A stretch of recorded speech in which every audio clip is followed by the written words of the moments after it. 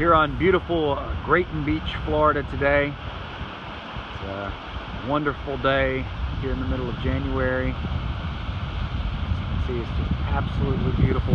One of the questions that we're frequently asked, though, is why is the water brown when you get to certain parts of the beach here along 30A? And as you can see right here, the water is a little brown, and that's because of what we call coastal dune lakes. 30A is home to 15 or so coastal dune lakes, which are very rare, only found in a few parts of the world. And this is actually an extension of Western Lake. So if you've ever crossed going toward Watercolor and Seaside, where the signature pine trees are on the horizon, you've seen Western Lake. This is actually an extension of Western Lake. And most times when you come out here to Grayton Beach, this is actually sealed.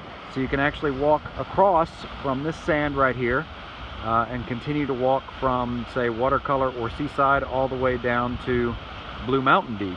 But today, the sand is breached, and that's what makes it a coastal dune lake. So what happens is, after a heavy rain, Western Lake and the other coastal dune lakes will fill to capacity, and then that capacity water will breach the sand dunes and flood into the Gulf of Mexico. Over time, sometimes it takes a few days, sometimes it takes weeks. Over time, the Gulf of Mexico will fill the sand back up and will restore the dunes. But while it's open, you have an exchange of brackish water and salt water.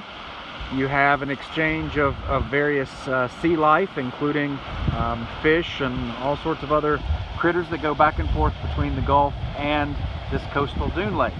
There's absolutely nothing contaminated, nothing dirty about the water. We call it pine straw tea. Actually, it's tannins in the water. So the pine trees and other trees around the lake drop into the water and give it this tea color. And actually, it's quite safe, quite clean. Children play in it all the time. But as you can see, when it's breaching, the brown water flows into this area, the Gulf of Mexico. If you look right over there, though, the water still is emerald green as it ever has been.